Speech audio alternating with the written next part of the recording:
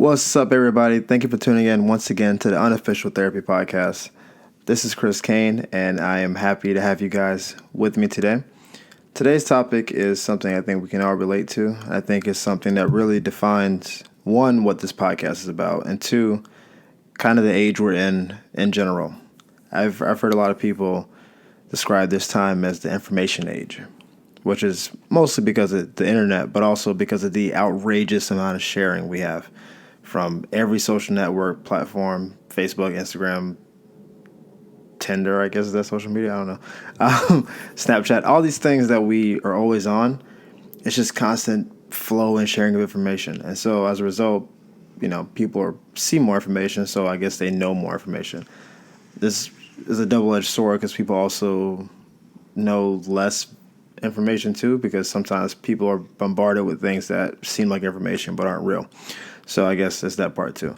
But I saw a quote recently that it's very simplistic in how it's written, but it's very profound in its impact. And I think it speaks to, obviously, my experience because I'm talking about it now, but I really think it speaks to most of our experiences, meaning you guys, the ones who are listening. And the quote is, "We each walk our own path so we can learn and share those lessons with others." Right? Isn't that what life is? Like, we live our life, we go through experiences, and then we share them with other people. And then our successes, we try to pass on. Dude, I studied this way and got the best grade I ever got on the test. Or mistakes. Hey, if he tells you he might be an alcoholic, he might be, and don't date him because alcoholics are destructive to everybody around them, right? And we do this so fluidly, I don't think we even realize it's happening. Sometimes it happens through hearsay. You ever be eavesdropping on somebody's conversation? I have, I'll admit it. And someone's saying something really profound or really deep, and you're just like, let me just go ahead and siphon off some of that info real quick. That wasn't even built for me. I just was here at the time. I went ahead and got me some of that. And I think what we become as people, to a very large degree, I did a podcast, I don't know, maybe 6 months ago about nature versus nurture.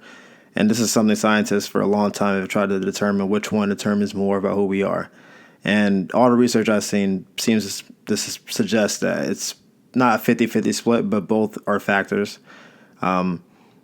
which seems obvious. But sometimes people say, oh, you have your parents' sense of humor, even if you never were raised around them, right? Sometimes there's things that are just inbred in you that may seem nature and nature. But sometimes it's about being fortunate. Like, we're all around people. So we're around people who have experiences who try to impart that wisdom to us. But if the nature you're around is, or I guess the nurture you're around, I'm trying to figure out which one is the people who I guess aren't birthed to you. Whatever, the people who are around you, who are giving you information, who are trying to tell you their stories, the quality of their stories to a large degree shapes who you are, right? And so, and sometimes the exact opposite works too.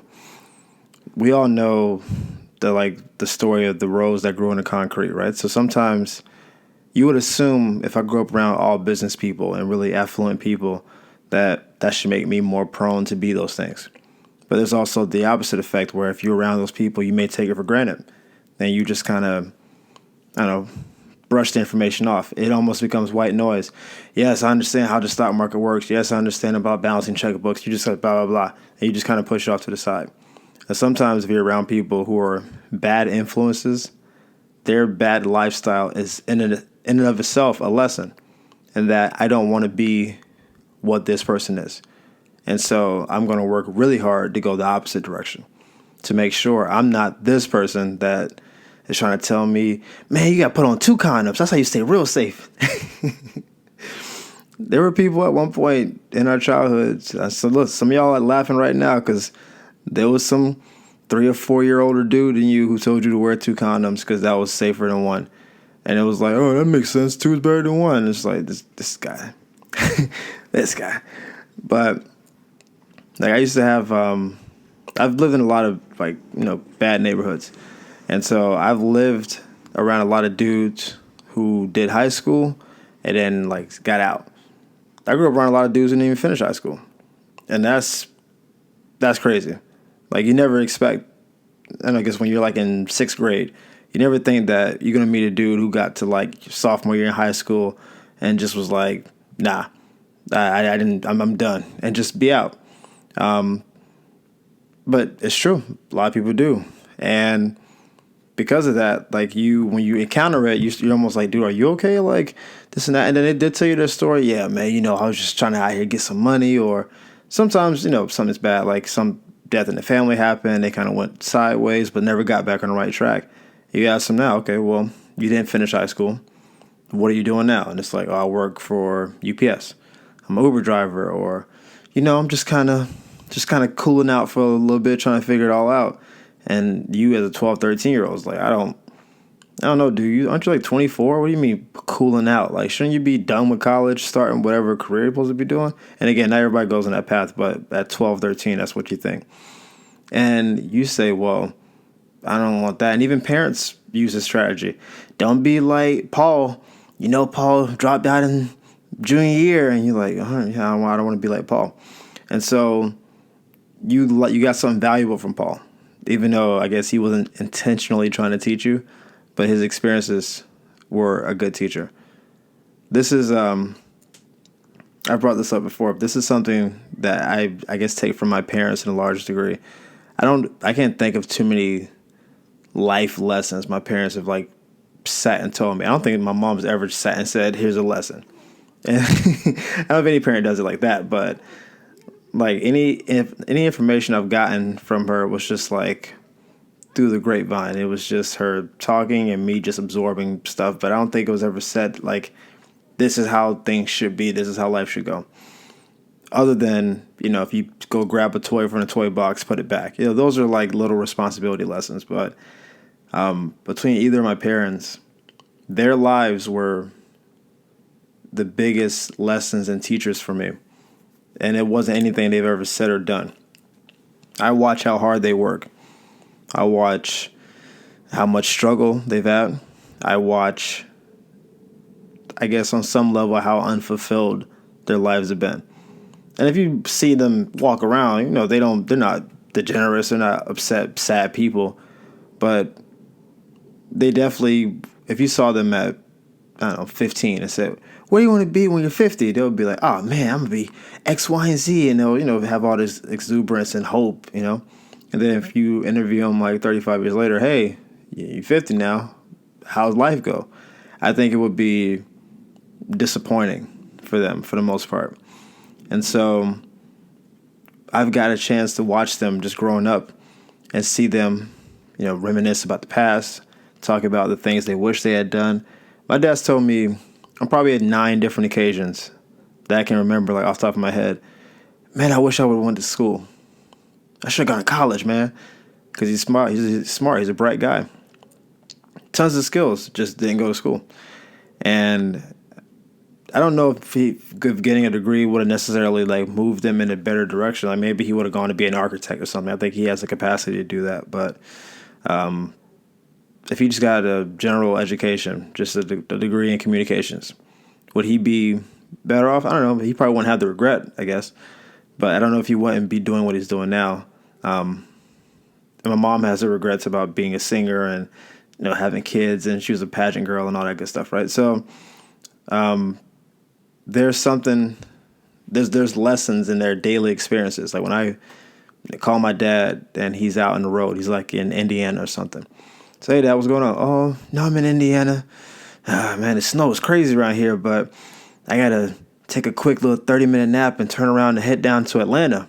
And I was like, one time it was a low, dude. It's like, I was doing like 9 hours, but it's like a 7.5-hour drive. And then, it's going to be traffic. So it's going to be a push, but I got to make it. And it's like, all right, well, that sounds awesome, I guess. It's like, yeah, I'm pretty tired, but maybe I'll find a radio station with a basketball game on, and that'll be, yeah, at least I can hear the game. And it's like, that's the silver lining part. That's how he kind of manages the day, and that's how he gets through it. But as I'm listening to it, I'm like, he's driving through snow and sleet and dangerous conditions and kind of rushing to drop off Chewy bars, which is actually a thing he does deliver a lot. And when he gets extras, he brings them home. We get to eat them. It's delicious. But I'm delivering Chewy bars to Atlanta, and then I get to rest for 2 hours before I get my next load somewhere in Nashville, and then the whole process starts all over again. And then you wonder what's at the end of the road. Like where does this experience end? And I guess it's a situation that their lives are in. It's mostly based on, I guess, not planning and also not maybe going for what the dream was to its fullest. And obviously kids do a number to dreams and stuff. And it's a daily experience to talk to my parents, and like I'm still trying to find a way to fly my mom out to California so she can get the experience of flying for the first time. I'm still working on that. Like one financially, but also schedule wise, and then her schedule. And then once we get out here, I'm not gonna just have her fly out here and then sit on the couch. Like we gotta plan stuff out aside from that. So, but those are lessons, and I've been blessed to have a number of people who weren't my parents give me lessons. Just because. This is one of the beauties of being a trainer. Because people ask, you've been a trainer for a long time. You ever get tired of it? And it's like, yeah, sometimes. I guess the grind of being in a gym, of trying to find new clients, retaining clients is annoying sometimes because they get flaky and start spending money on shoes, and then they can't buy training. It's like, well, you don't need more shoes. I mean, you're training already. But one of the cool things is that you get to be around a lot of different people who have a lot of different backgrounds, both in ethnicities and finances, and some are single, some are married, some are immigrants, all that good stuff. And just being around such a diverse group of people all the time, you get a lot of knowledge from people you would never think to get knowledge from sometimes. You get like a 16-year-old client who's just like, they don't know anything. They're 16. Like, even if you have an old soul, you live at home, you haven't experienced anything. But that 16-year-old may say something like, hey, man, how's your podcast going? I'm still thinking about it. Thinking about it? Bro, do it. What's stopping you? Just put it out there. I'll listen. And then it's like, yeah, it seems so simple when you're 16. Yeah, of course, just do it. What's stopping you? You got mom and dad over your shoulder. Like, you're still in school. You barely have a car. You can't even drive at night. But sometimes that simplistic children type advice resonates. And you're like, what is stopping me? Is it a fear of failing? Is it a fear of it not working out? Is it some catastrophized thing I put in front of me thinking if I do it, it doesn't go well? That. Like, sometimes it's, man, just do it. And you need a kid to tell you that. Because as I know from my own experience, some of you guys may have the same experience. I don't always listen to older people, even though they've lived more life than me. And that's dumb. You should respect your elders. You should at least listen to the elders, even if you don't take all the advice. Most of them mean well. Some of them are haters, but most of them mean well. And they're older than you, so there's probably some wisdom there. But, younger kids tend to think they know everything. It's the information age. I know more than you. You thought so-and-so happened in 1975. It actually happened in 1977. Dummy. I read it on Google. And that's how a lot of kids are. But I've had a lot of clients with a lot of different life, man. Like almost all the older men I have are married. And I'm just getting marriage tips and lessons on the reg, man. And it's really just them talking about their marriage is me siphoning off knowledge. They don't, the only advice they tell me is not to get married, which I think is the funniest thing in the world. I'm like, dude, you're married.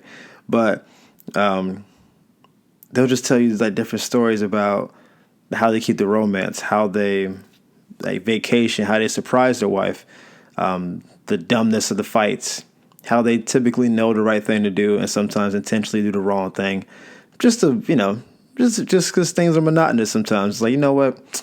She's mad at me right now, but I'll let her be mad for a couple of days. I kind of want to watch the game.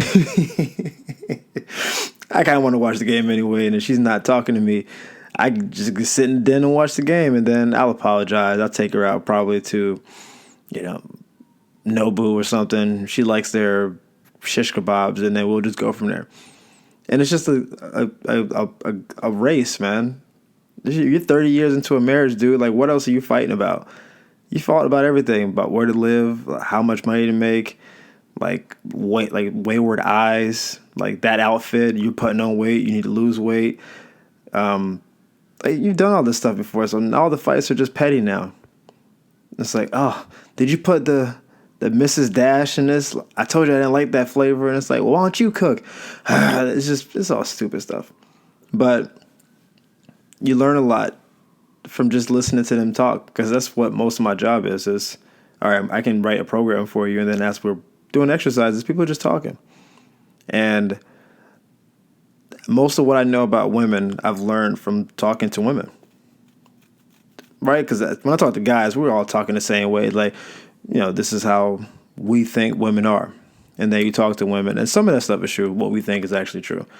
And then a lot of it is, I never would have thought of that. Or the idea of how you did this. I just got done. One of my clients just finished building a gym of some sort. It's more like a Pilates and pole dancing kind of facility, but it's whatever. It's a gym. It's in the gym family. And she wanted me to see the spot. It's like, come through, come see the finished product. I was like, all right, cool, I'll come through. And I came in. I liked the way like the glass was set up, and the walls had like fake wood on them. And I was like, all right, like, this is kind of dope. And she's like, the best part?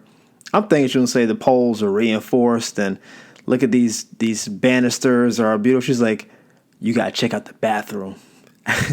And I was like, oh, check out the bathroom. We walk in the bathroom, and there's an aquarium in the bathroom.